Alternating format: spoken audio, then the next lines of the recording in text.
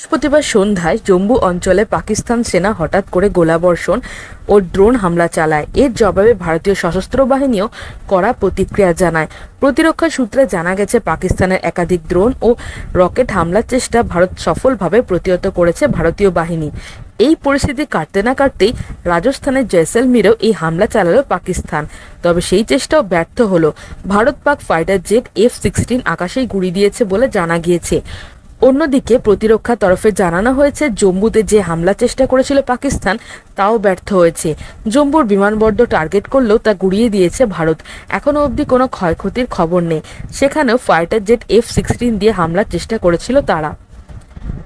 আগে ভারত উত্তর পশ্চিম প্রান্তের সেনা ছাউনিগুলি লক্ষ্য করে আঘাত হানার চেষ্টা করে পাকিস্তান, কিন্তু ভারতের পরাক্রমশালী S-400 এয়ার ডিফেন্স সিস্টেমের কাছে পরাস্ত হয় ইসলামাবাদ।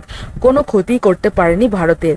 উল্টে প্রতিরক্ষা মন্ত্রক সূত্রে খবর, S-400 থেকে মোট 72টি মিসাইল ছোড়া হয়েছে, যেগুলি প্রায় সবকটি নির্ভুলভাবে আঘাত করেছে পাকিস্তানের মিসাইল এবং ড্রোনকে। ভেস্তে দিয়েছে তাদের প্রত্যাঘাতের যাবতীয় স্বপ্ন। এখনো পর্যন্ত পাকিস্তানের 8টি মিসাইল ভেঙে গুঁড়িয়ে দিল ভারত।